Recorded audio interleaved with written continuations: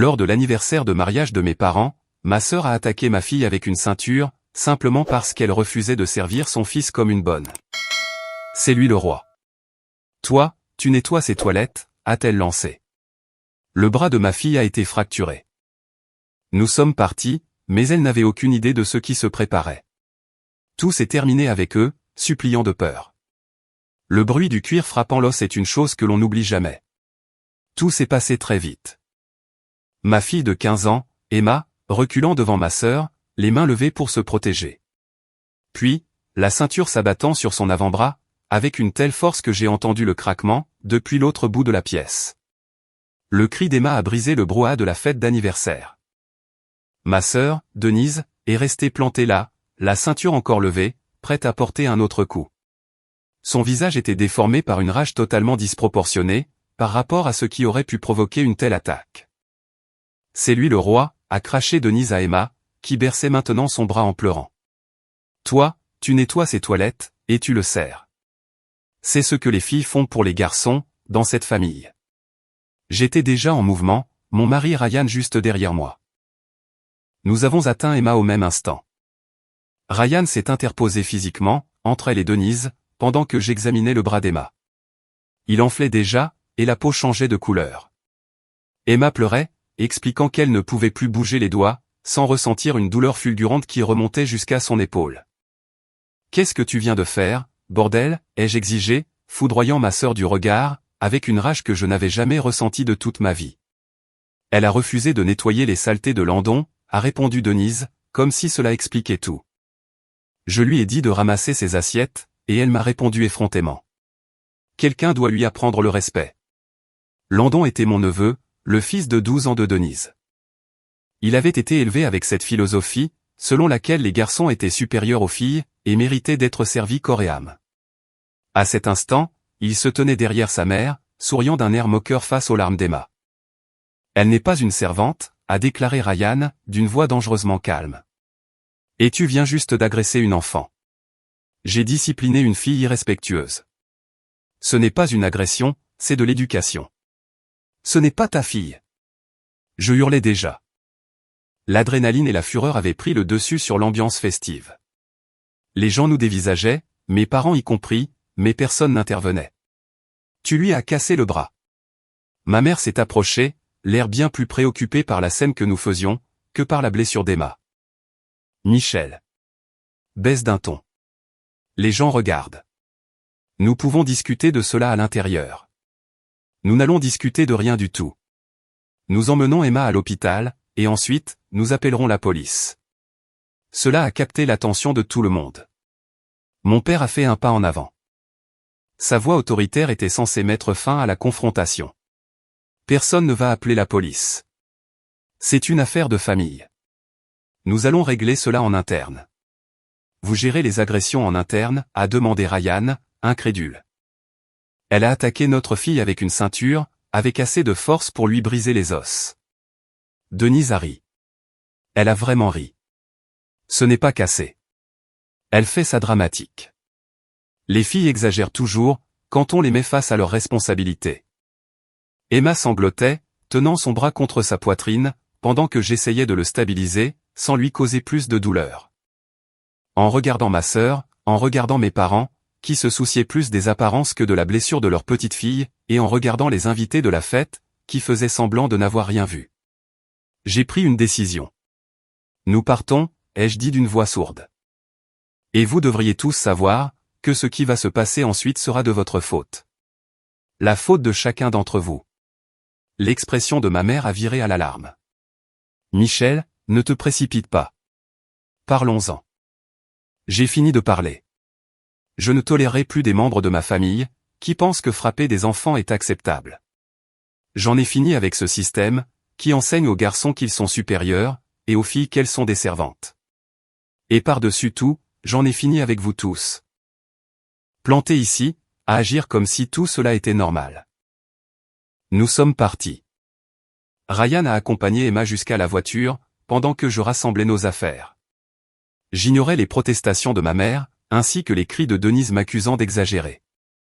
Mon père a dit quelque chose, à propos du fait que j'allais regretter de rendre ça public, de loyauté familiale, et du fait de ne pas les humilier devant leurs amis. Je n'ai pas répondu. Je suis simplement monté dans la voiture, et je les ai laissés là, plantés sur la pelouse du domaine qu'ils avaient loué, pour célébrer leurs 40 ans de mariage. Les urgences ont confirmé ce que je redoutais. Le cubitus d'Emma était fracturé.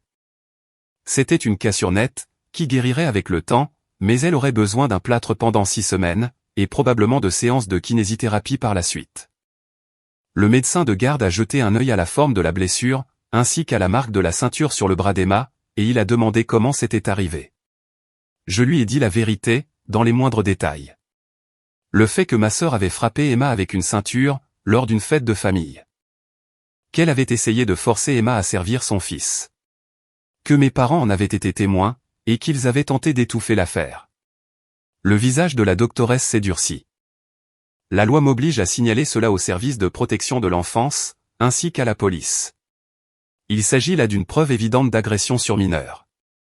Très bien, ai-je répondu, signalez-le. Ta sœur n'est pas devenue comme ça du jour au lendemain.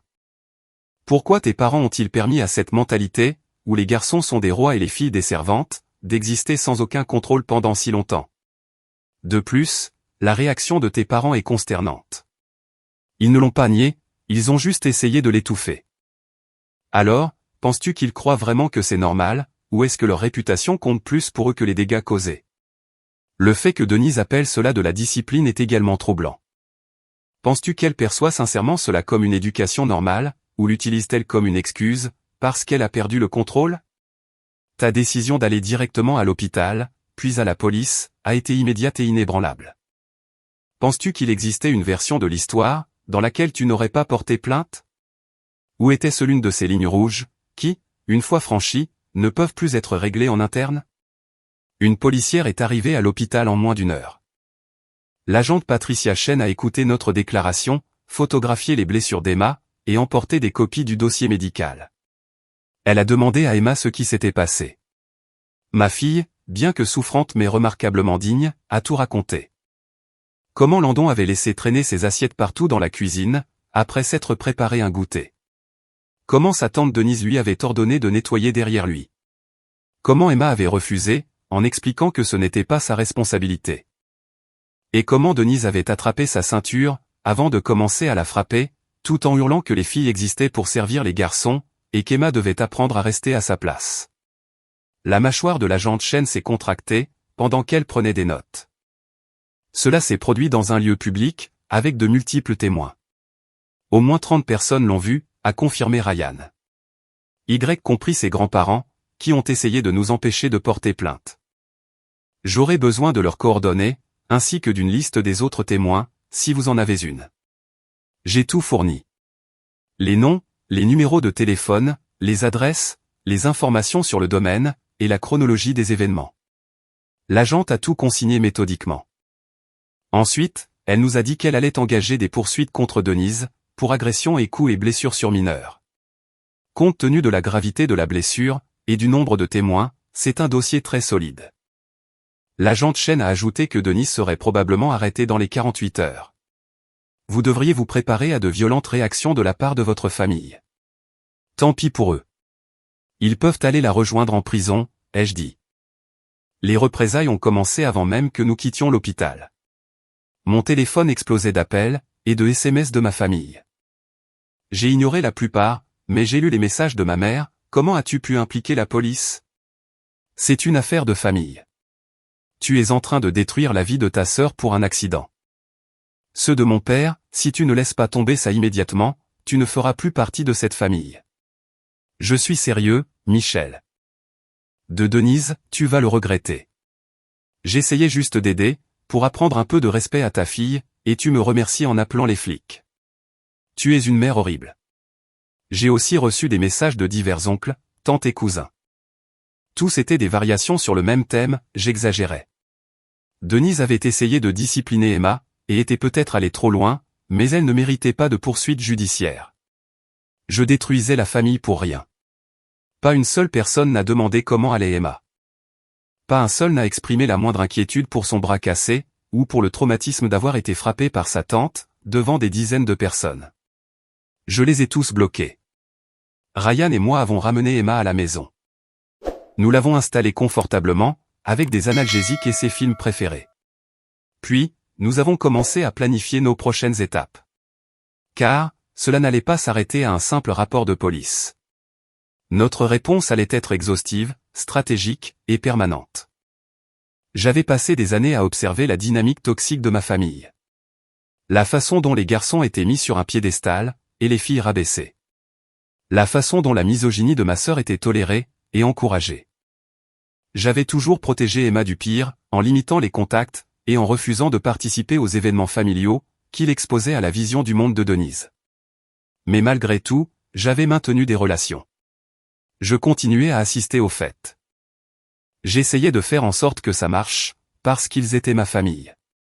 Tout cela a pris fin, à l'instant même où Denise a frappé ma fille, avec une force suffisante pour lui briser un os. Au cours de la semaine suivante, pendant qu'Emma guérissait et que l'enquête de police avançait, Ryan et moi avons monté notre dossier. Pas seulement l'affaire pénale, ça, c'était le travail de l'agent de chaîne. Mais bien une affaire civile, pour garantir que Denise subisse des conséquences au-delà de n'importe quelle peine minimale qu'elle pourrait écoper au pénal. Ryan était avocat. Principalement en droit des affaires, mais il avait des collègues spécialisés dans les dommages corporels et les agressions.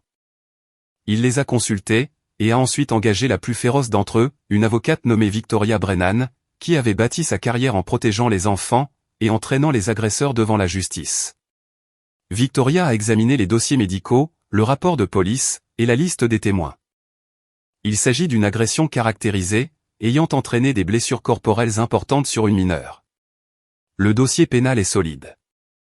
Mais c'est au civil que nous pourrons vraiment la tenir responsable, à la fois financièrement et publiquement. Je veux qu'elle perde tout, ai-je dit sans aucun détour. Je veux des conséquences suffisamment sévères, pour qu'il n'ait jamais l'idée de retoucher à un autre enfant. Dans ce cas, nous devons agir vite, tout documenter, et nous préparer à ce que votre famille riposte violemment. Nous avons déposé une plainte au civil, dans les 10 jours suivant l'agression.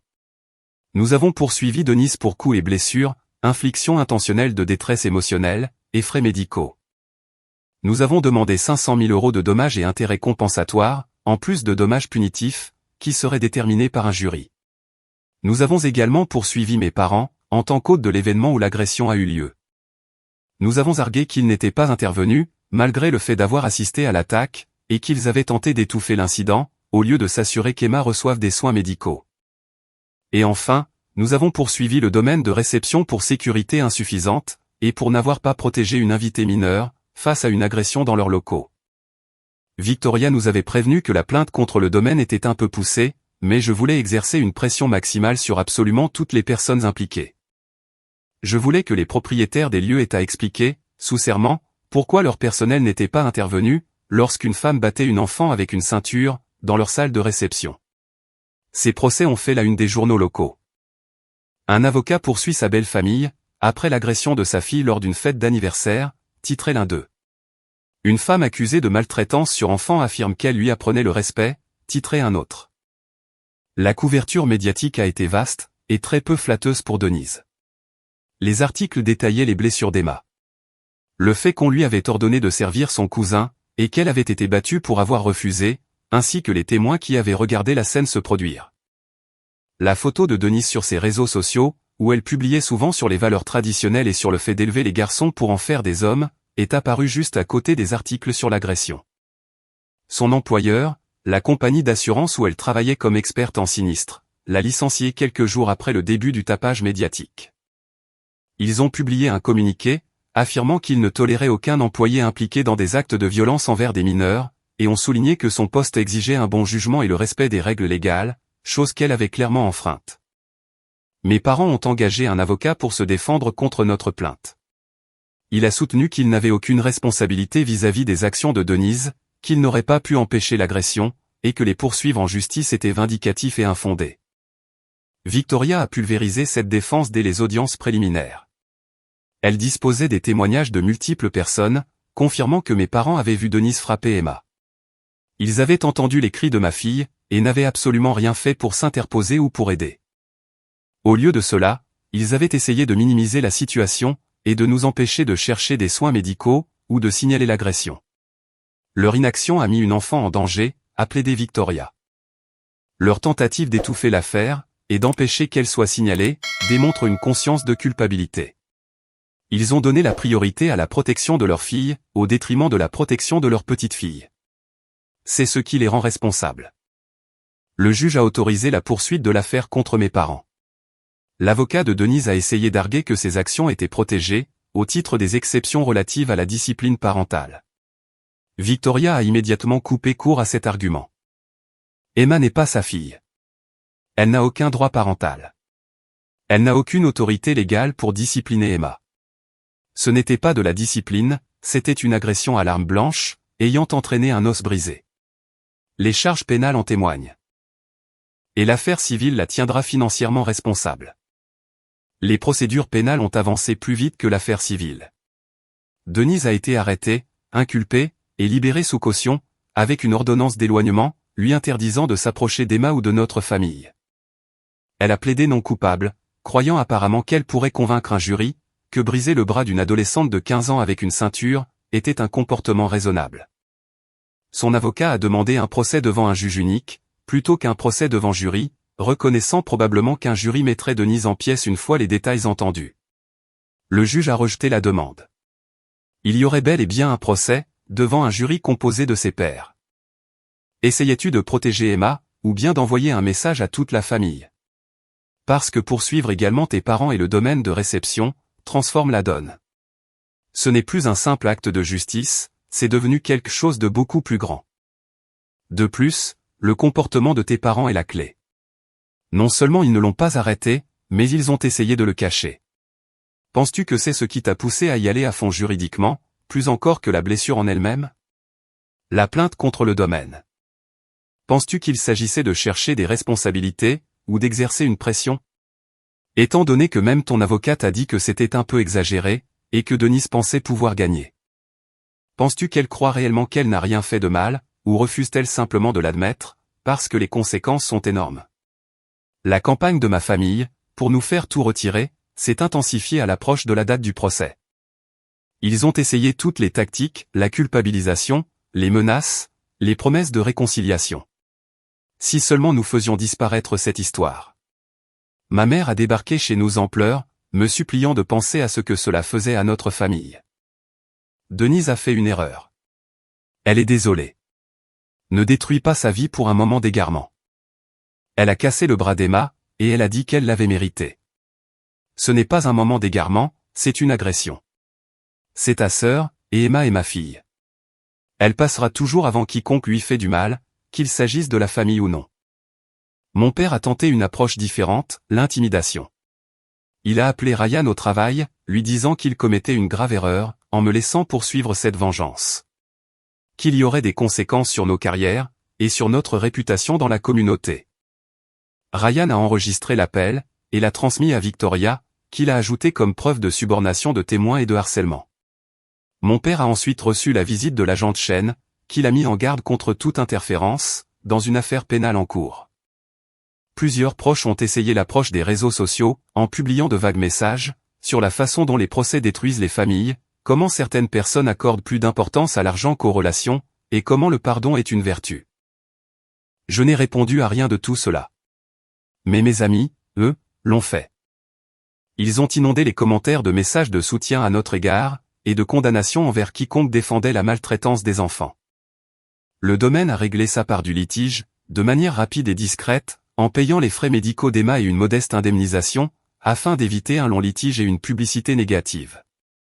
Leur déclaration incluait un aveu, reconnaissant que leur personnel aurait dû intervenir immédiatement, ainsi que des excuses pour Emma. Il ne restait donc plus que Denise, et mes parents, comme accusés principaux. Emma a dû témoigner 2 fois, une fois au procès pénal, et une autre fois lors du procès civil. Victoria l'avait longuement préparé, mais il restait traumatisant de devoir raconter l'agression devant des inconnus, et devant Denise, qui l'a dévisagée d'un regard plein de mépris pendant tout le temps. Elle m'a dit de nettoyer les saletés de Landon, a témoigné Emma, d'une voix ferme malgré une nervosité visible. J'ai dit que ce n'était pas mon travail. Elle a répondu que si. Que c'était comme ça, que les filles servaient les garçons dans notre famille. J'ai dit, non. Alors, elle a attrapé sa ceinture, et a commencé à me frapper. J'ai essayé de me protéger avec mon bras. Et c'est là que j'ai senti que quelque chose se brisait. Elle a dit que j'étais en train d'apprendre à rester à ma place, et que je n'existais que pour le servir. Le procureur a demandé, qu'est-ce que votre tante voulait dire, en appelant Landon un roi? Elle dit toujours que les garçons sont supérieurs aux filles. Que les garçons dirigeront le monde, et que les filles doivent les soutenir. Elle dit à Landon qu'il est un roi, et que je suis en dessous de lui. Elle l'avait déjà dit avant, mais c'était la première fois qu'elle me blessait. Pour ne pas lui avoir obéi. Quelqu'un a-t-il essayé de l'empêcher de vous frapper? Mes parents l'ont fait. Mais mes grands-parents leur ont dit de ne pas faire de scandale. Ils ont dit que nous allions régler cela en privé. Ils ne voulaient pas que la fête soit gâchée. Les expressions des jurés, tout au long de ce témoignage, oscillaient entre le choc et le dégoût. Plusieurs d'entre eux lançaient des regards répétés à Denise, comme s'ils ne parvenaient pas à croire ce qu'ils entendaient. L'avocat de Denise a essayé de dépeindre Emma comme étant irrespectueuse et désobéissante, comme quelqu'un qui avait été grossière envers sa tante, provoquant ainsi sa réaction. Victoria a formulé des objections à de multiples reprises, et le juge a fait droit à la plupart d'entre elles. Même si la victime avait été grossière, ce que les preuves ne confirment d'ailleurs pas, cela ne justifie en rien une agression physique, a déclaré le juge de manière incisive. L'accusé a cassé le bras d'une enfant. C'est cela qui est jugé ici. La défense a fait appel à des témoins de moralité, qui ont déclaré que Denise était une bonne mère, un membre actif de la communauté, et quelqu'un qui avait commis une seule erreur de jugement. Victoria a interrogé chacun d'entre eux, en leur demandant s'ils considéraient que briser le bras d'une adolescente était une méthode acceptable d'éducation ou d'implication communautaire. Aucun d'eux n'a trouvé de réponse valable. La plaidoirie finale de l'accusation a été dévastatrice. Ils ont montré des photos des blessures d'Emma, ont diffusé l'appel passé au 911 depuis l'hôpital, et ont lu les déclarations des témoins qui avaient entendu Denise dire que les filles existaient pour servir les garçons. Il ne s'agit pas de discipline, ni de dynamique familiale, a déclaré le procureur. Il s'agit d'une femme, qui a utilisé une arme, pour agresser une enfant, simplement parce que cet enfant refusait d'accepter un statut inférieur en raison de son sexe. Ce n'est pas une correction familiale, c'est de la violence, purement et simplement. Le jury a délibéré pendant 3 heures. Ils ont déclaré Denise coupable d'agression, et de coups et blessures graves. L'audience pour prononcer la sentence a été fixée à 2 semaines plus tard. Lors de cette audience, le juge a écouté les déclarations sur l'impact pour les victimes. Emma a lu la sienne, d'une voix tremblante mais claire. J'avais l'habitude de faire confiance à ma tante. Je pensais que la famille, c'était des personnes qui vous aimaient et vous protégeaient. Mais elle m'a fait du mal, parce que je ne voulais pas traiter son fils, comme s'il était meilleur que moi. Juste parce qu'il est un garçon. Elle m'a cassé le bras, et a dit que je l'avais mérité, pour ne pas savoir rester à ma place. J'ai fait des cauchemars depuis lors. Maintenant. Les réunions de famille me font peur. Je ne me sens pas en sécurité avec des gens qui pensent qu'il est normal de frapper les filles, si elles ne sont pas assez soumises.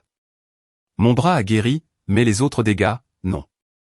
J'ai ensuite lu ma propre déclaration. J'ai parlé du schéma générationnel de misogynie au sein de ma famille. La façon dont les garçons étaient loués, et les filles rabaissées. L'environnement toxique que ma sœur avait créé pour son fils. Comment, pendant des années, j'avais essayé de protéger Emma du pire de tout cela, mais comment j'avais échoué ce jour-là. Comment je ne me pardonnerai jamais de l'avoir emmenée à un événement où elle a été agressée, pendant que ses grands-parents regardaient sans rien faire. Le juge a condamné Denise à 2 ans de prison dans le comté, suivi de 3 ans de mise à l'épreuve. Elle devrait purger au moins 18 mois, avant d'être éligible à une libération.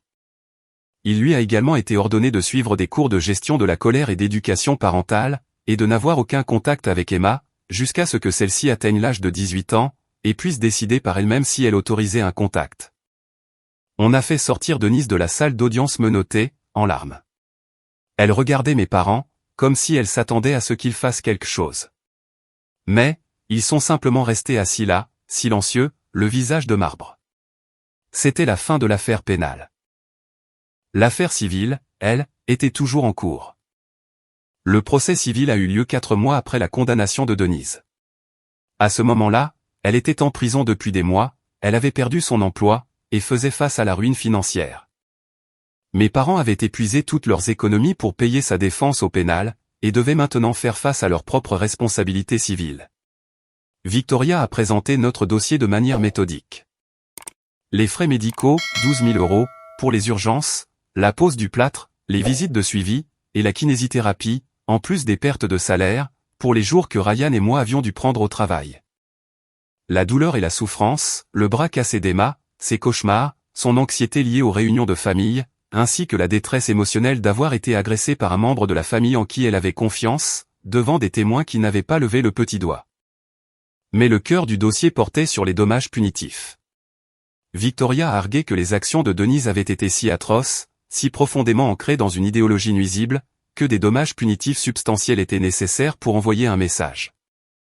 Elle a frappé une enfant avec une ceinture, avec une force suffisante pour fracturer un os, et a ensuite justifié son acte, en affirmant que les filles existaient pour servir les garçons. Victoria a expliqué au jury à quel point cette vision du monde était dangereuse. Ces actions étaient criminelles. Les dommages punitifs, dans ce cas précis, doivent être suffisamment sévères. Il faut que toute autre personne, qui croirait qu'agresser des enfants pour imposer une hiérarchie des genres est acceptable, comprenne qu'il y a des conséquences réelles et dévastatrices. La défense a tenté d'arguer que Denise avait déjà été punie par le biais du procès pénal, que la famille avait assez souffert, et que nous faisions preuve de vindicte. Victoria a rétorqué que les sanctions pénales ne dédommageaient pas les victimes, que nous avions subi de réels préjudices matériels et moraux, que Denise devait payer, et que mes parents avaient favorisé l'environnement où cette agression avait eu lieu. Le jury a délibéré pendant une journée entière.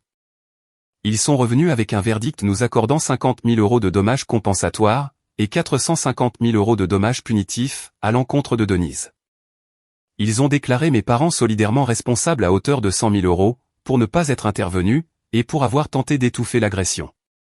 Total des dommages et intérêts, 600 000 €. Denise n'avait pour ainsi dire aucun actif. Elle avait perdu son emploi. Sa maison était dans le rouge avec son hypothèque. Ses économies avaient été siphonnées par les frais d'avocat. Ce jugement allait la poursuivre pendant des décennies, saisissant ses futurs salaires, si jamais elle retravaillait. Elle allait payer pour ce qu'elle avait fait à Emma, pour le restant de ses jours. Mes parents avaient plus de biens, mais pas tant que ça. Après avoir payé les frais de défense pénale de Denise, ils allaient devoir liquider leur compte de retraite, et possiblement vendre leur maison, pour s'acquitter de leur part de la condamnation. J'ai observé leur visage pendant la lecture du verdict. J'ai vu le moment précis où ils ont compris ce que cela signifiait. Que leur retraite confortable était terminée.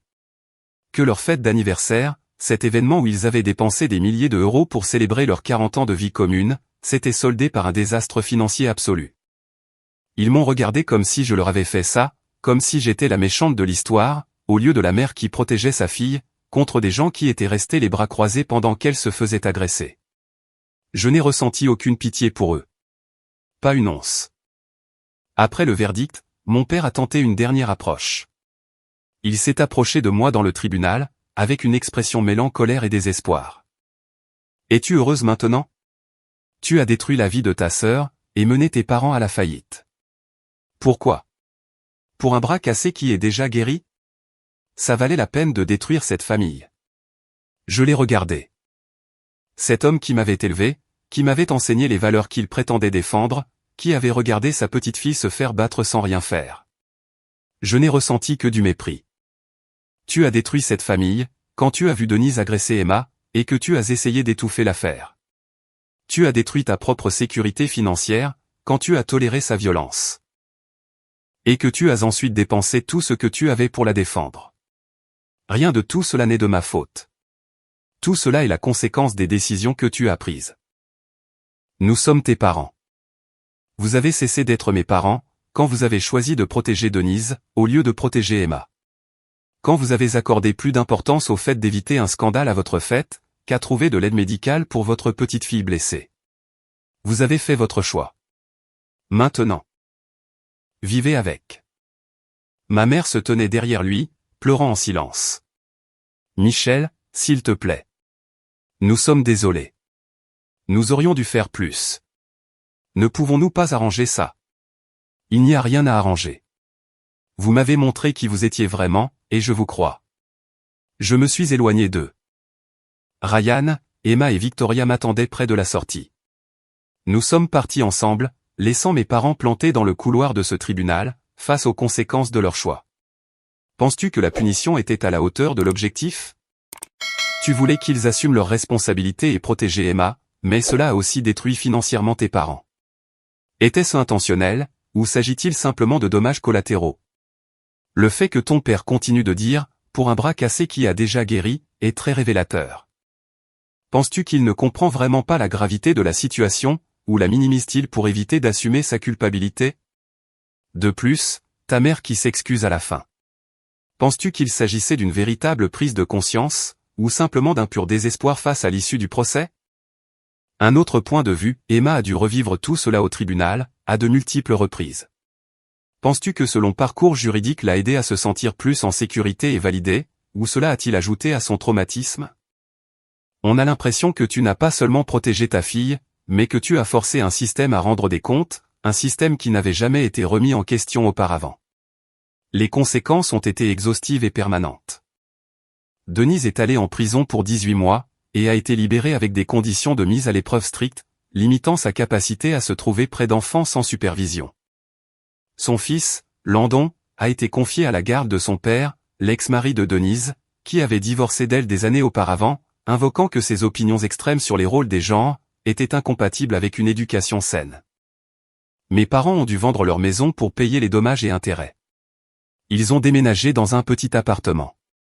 Leurs projets de retraite ont été anéantis par les frais d'avocat, et le chèque à 6 chiffres qu'ils nous devaient. Ils ont essayé de nous contacter occasionnellement, envoyant des cartes d'anniversaire pour Emma, qui sont restées non ouvertes, et des emails que j'ai bloqués sans les lire. La famille élargie s'est fracturée. Certains parents croyaient que Denise avait été traitée injustement, que nous avions exagéré, et détruit la famille par pure rancune. Ils ont coupé tout contact avec nous. D'autres ont reconnu, en silence, que ce qui s'était passé était mal. Que les actes de Denise étaient indéfendables, et que l'échec de mes parents à protéger Emma était une honte absolue. Ces relations-là ont continué, et se sont reconstruites sur des bases bien plus solides. L'argent des indemnisations a été placé dans un fonds en fiducie pour Emma. Nous en avons utilisé une petite partie pour financer une thérapie familiale, afin de l'aider à surmonter le traumatisme, mais la majeure partie a été investie pour son avenir. L'université, l'apport pour une maison, ou quoi que ce soit dont elle pourrait avoir besoin. D'une certaine manière, c'était de l'argent taché de sang, un dédommagement pour le mal qu'il lui avait fait. Mais cela lui offrirait des opportunités, la sécurité, et la liberté que nous souhaitions tant pour elle. Emma a guéri physiquement en quelques mois. La guérison émotionnelle a pris plus de temps. Elle a fait des cauchemars pendant plus d'1 an, souffrait d'anxiété lors des rassemblements familiaux, et avait des problèmes de confiance envers ses proches. Mais avec la thérapie et notre soutien, elle a surmonté la grande majorité de ces obstacles. Elle a maintenant 17 ans. Elle est forte, sûre d'elle, avec des limites claires sur qui a le droit d'être dans sa vie, et quel comportement elle tolérera. Elle sait que ce qui s'est passé n'était pas de sa faute. Elle sait que se défendre était la bonne chose à faire, même si cela a mené à la violence. Elle sait que les adultes qui l'ont blessée, et ceux qui ont échoué à la protéger, ont dû faire face à de réelles conséquences en raison de leur choix. Ce savoir, cette certitude absolue que le système a fonctionné et que justice a été rendue, l'a aidée à guérir d'une manière qu'elle n'aurait pas pu atteindre sans cela. On me demande parfois si je regrette d'avoir été aussi loin. Si les poursuites civiles, les charges pénales, et la ruine financière de ma famille, étaient vraiment nécessaires. Ma réponse est toujours la même. Denise a cassé le bras de ma fille avec une ceinture, parce qu'Emma a refusé d'accepter un statut d'infériorité fondé sur son sexe. Mes parents ont regardé cela se produire, et ont essayé de l'étouffer, pour s'éviter la honte lors de leur fête. Ces actions devaient avoir des conséquences, suffisamment sévères, pour égaler le préjudice causé. Denise n'a pas retenu la leçon grâce à une conversation stricte, ou à une médiation familiale. Elle l'a apprise avec 18 mois de prison, et une sentence financière qui la poursuivra à vie. Mes parents n'ont pas appris via une discussion à cœur ouvert, sur la façon de protéger ses petits-enfants. Ils ont appris en perdant leur maison, et leur sécurité pour la retraite. La sévérité de la réponse était proportionnelle à la gravité des faits. Rien de moins n'aurait été suffisant. 2 ans après l'agression à la fête d'anniversaire, la configuration de ma famille est complètement différente. Emma, Ryan et moi formons une unité très soudée, avec des limites solides. Nous entretenons des relations avec les proches qui nous ont cru, et nous ont soutenus. Tous les autres ont disparu de nos vies. Ils sont complètement isolés, sans contact, sans aucune nouvelle de nous. Nous n'assistons à aucun événement familial où Denise ou mes parents pourraient être présents. Nous ne célébrons pas les fêtes avec les proches qui les ont défendus. Nous avons bâti de nouvelles traditions avec des personnes qui nous valorisent, et qui ne resteraient jamais les bras croisés pendant qu'un enfant se fait maltraiter. Denise est maintenant sortie de prison. Elle est en liberté conditionnelle, et occupe un emploi mal rémunéré, où son salaire est saisi pour rembourser les dommages et intérêts qu'elle nous doit. De temps à autre, j'ai de ses nouvelles par le biais des rumeurs familiales, auxquelles je suis encore marginalement connecté. Elle est amère. Elle continue d'affirmer qu'elle avait raison, et que nous avons surréagi. Elle continue d'enseigner à Landon que les garçons sont supérieurs, même si le père de ce dernier tente de réparer ses dégâts. Elle ne finira jamais de payer le jugement. Les intérêts s'accumulent plus vite qu'elle ne peut rembourser, alors elle nous devra de l'argent pour le restant de ses jours. Chaque chèque de salaire saisi. Chaque remboursement d'impôts confisqué. Des conséquences financières permanentes, pour un moment de violence qu'elle ne considère toujours pas, encore aujourd'hui, comme une erreur. Mes parents vivent dans une situation très précaire. L'appartement qu'ils louent se trouve dans un quartier bien pire que celui auquel ils étaient habitués. Papa travaille à temps partiel dans une quincaillerie, pour compléter leurs maigres revenus de retraite. Maman fait du bénévolat pour remplir ses journées, évitant ainsi les questions sur l'endroit où se trouve sa fille, et sur les raisons pour lesquelles ils ne voient plus leur petite fille. Ils ne se sont jamais excusés. Pas vraiment. Ils ont dit qu'ils auraient souhaité que les choses soient différentes, qu'ils avaient commis des erreurs dans leur façon de gérer tout ça. Mais, ils n'ont jamais reconnu que ce que Denise avait fait était une agression, que leur incapacité à protéger Emma était inexcusable, et que leur tentative d'étouffer l'affaire était absolument condamnable. Sans cette prise de conscience, il n'y a rien à réconcilier, ni aucune relation à reconstruire. Ce ne sont que des personnes que je connaissais autrefois, et qui ont pris des décisions révélant leur véritable nature. À la fête d'anniversaire de mes parents, ma sœur a attaqué ma fille avec une ceinture, parce qu'elle refusait de servir son fils comme une bonne. Elle a dit qu'il était le roi, et qu'Emma devait nettoyer ses toilettes. Le bras de ma fille a été fracturé. Nous sommes partis. Puis, nous avons systématiquement détruit tous ceux qui avaient participé, ou facilité, cette agression. Poursuite pénale, procès au civil, peine de prison, ruine financière, conséquences sociales, exposition publique. Nous avons utilisé toutes les armes juridiques disponibles, pour les obliger à rendre des comptes. Ils n'avaient aucune idée de ce qui les attendait, lorsque nous avons quitté cette fête. Ils pensaient que nous allions nous calmer, que la loyauté familiale nous empêcherait de prendre de vraies mesures, qu'ils pourraient arrondir les angles, et que tout le monde oublierait ce qu'il s'était passé. Ils se sont lourdement trompés. Tout s'est terminé avec eux en train de supplier. Denise, suppliant pour obtenir la clémence lors de sa sentence. Mes parents, nous suppliant de retirer nos plaintes. Tous suppliant pour une réconciliation, alors que le mal était déjà fait. Ils suppliaient, terrorisés par des conséquences qu'ils n'auraient jamais imaginées, lorsque Denise a levé cette ceinture pour la première fois. Mais à ce stade, il était bien trop tard. La machine était lancée. La justice suivait son cours, et aucune supplication au monde ne pouvait effacer le mal qu'ils avaient causé, ni la responsabilité à laquelle ils devaient faire face. Nous avons quitté cette fête, et nous nous sommes lancés dans une bataille juridique qui a anéanti la vie de ma sœur, et mené mes parents à la faillite. Je ne le regrette pas un seul instant. Car Emma a appris que, lorsque quelqu'un vous blesse, il y a des conséquences. Elle a appris que la justice existe, et que ses parents se battront pour elle, avec toutes les ressources dont ils disposent.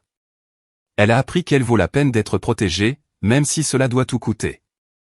Cette leçon valait bien la perte d'une famille, qui avait déjà prouvé qu'elle ne la respectait pas. Elle valait les années de bataille juridique, l'argent, le temps, et le stress. Ma fille sait qu'elle vaut la peine qu'on se batte pour elle. Elle sait que sa sécurité et sa dignité importent bien plus que d'entretenir des relations avec des gens capables de la blesser, ou de rester les bras croisés pendant que d'autres le font. Ce n'est pas seulement de la justice, c'est de l'amour. Le genre d'amour qui passe à l'action, qui exige des comptes, et qui refuse d'accepter la maltraitance sous couvert de dynamique familiale. 2 ans plus tard, nous sommes toujours debout. Nous sommes même plus forts pour nous être défendus, et pour avoir utilisé tous les moyens légaux possibles, afin de nous assurer que s'en prendre à une enfant leur coûterait absolument tout. Ils ont supplié de peur. Nous sommes partis la tête haute. Et Emma a guéri en sachant que sa famille, sa véritable famille, la soutiendrait toujours au moment où cela comptait le plus.